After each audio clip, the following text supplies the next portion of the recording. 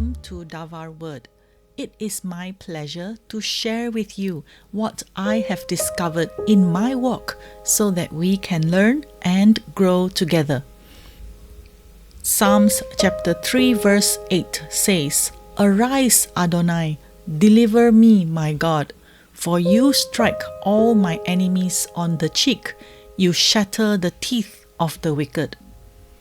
What does it mean when scripture says, "For you have struck all my enemies on the cheek, you have broken the teeth of the wicked"?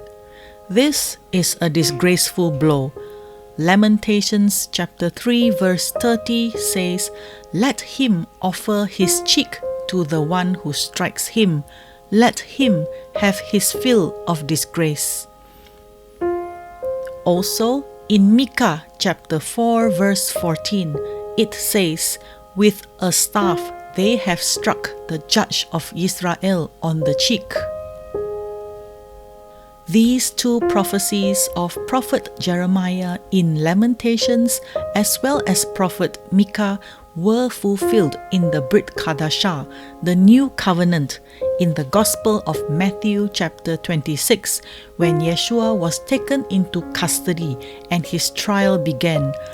Verse 59 says that the ruling Kohanim and all the Sanhedrin kept trying to get false testimony against Yeshua so they could put him to death. But they found none, though many false witnesses came forward. At last, two came forward and accused him of destroying the temple of God and rebuilding it in 3 days. Those accusing him spat in his face and pounded him with their fists. Others also slapped him.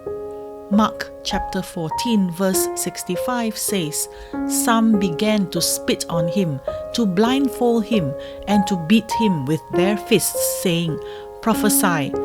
Also, the guards slapped him around."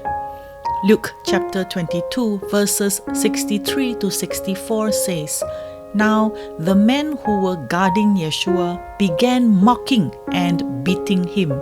They blindfolded him and kept asking him, saying, 'Prophesy, who is the one who hit you?'" Yeshua himself taught earlier in Matthew chapter 5 verse 39, "But I tell you, do not resist an evildoer, but whoever slaps you on your right cheek, turn to him also the other." Prophet Isaiah already prophesied that this would happen. In Isaiah chapter 53 verse 7, it says, "He was oppressed and he was afflicted, yet he did not open his mouth. Like a lamb led to the slaughter, like a sheep before its shearers is silent, so he did not open his mouth." The second part of Psalm chapter 3 verse 8 says that teeth of the wicked are broken. This phrase means the might of those who are evil are broken. Hasidic master Rabbi Shneur Zalman of Liadi explained about teeth. Teeth are used to reduce the bulk and consistency of food to a level that enables the digestive system to cope with it optimally. In fact, without the teeth, not only would eating not be a pleasure, but be literally a bellyache. The spiritual parallel to the teeth's function is our capacity to use the food of thoughts and feelings appropriately for absorption within the soul.